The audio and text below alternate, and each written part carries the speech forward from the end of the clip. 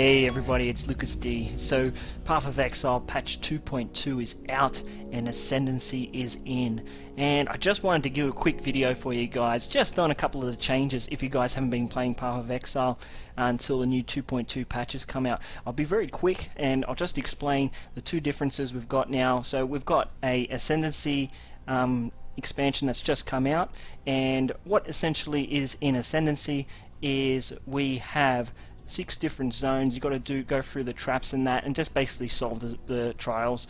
Once you solve the trials, so I'll just give you the 6 spots. You've got the prison in Act 1, and then in Act 2 you've got the Chamber of Sins, okay, and then over at Fellshine Ruins you've got the Crypt, and then we move on to Act 3. In Act 3 you've got the Crematorium, and then you have the Catacombs, which is over here, and last but not least is the Hedge Mage. Now the Hedge Mage is in the Imperial Gardens over here in Act 3. So basically what you've got to do is you've got to solve those 6 Ascendancy trials. Once you solve the 6 Ascendancy trials, which is involved in traps and that, I'm not going to go into too much detail about the traps and stuff, but yeah, you could probably find some other guides on YouTube.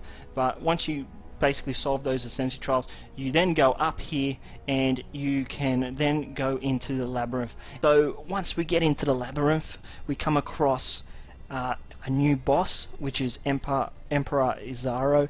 Very difficult boss. There are 3 different stages you will come across when fighting him. The first phase, then towards the middle of it there's the second phase, and then finally towards at the end it will be with some traps, and you'll have him at the third final phase, which is at first a little bit difficult, a little bit challenging, but still pretty fun fight. And when you get past him, he'll drop some keys, and then you, at the end of it, you'll be able to open up some chests and get some pretty cool gear, even some pretty cool currency as well, some good orbs and stuff like that. Now, the most important thing I think with the Labyrinth is the new Ascendancy classes. So when you get towards the end of the Ascendancy, towards the end of the Labyrinth, you get to pick an Ascendancy class. Now, depending on which actual character you chose at the start. So if you chose a duelist, you can pick a Slayer, a Gladiator, or a Champion. A Shadow, you can go with the Assassin, the Saboteur, or the Trickster, and so forth. So with the Marauder, you've got the Juggernaut, the Berserker, and the Chieftain. So, you know, I went with the Chieftain. I'm the Marauder. I'll be doing Blade 4. Seems to be like Fire Blade 4 Totems build. I'll be trying to work with that with some totems, trying to put together a good combination build for you guys in my future videos. So as you work down here, these are all the different Ascendancy classes you have. Now, you only get in total 6 skill points you can use. So say I go to my Chieftain skill points here, what you've got to look at is on here, you've got to use your points wisely. So in the normal Labyrinth, you'll get to the end, and then you'll have 2 points you can spend in normal, so you pick whatever you want, 2 points starting from here, and then in Cruel you'll get 2 points again if you make it to the end, and then in Merciless, if you get to the Labyrinth again and get to the end, you'll get 2 points, so 6 points in total. So just remember that.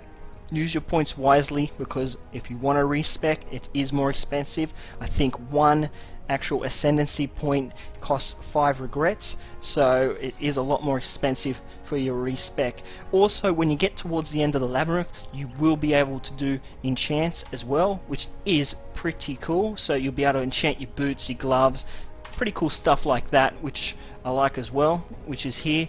You can read about the enchantments on the Path of Exile website. And you got normal difficulty gloves, cruel difficulty boots, and merciless difficulty helmets. So really cool stuff to look forward to.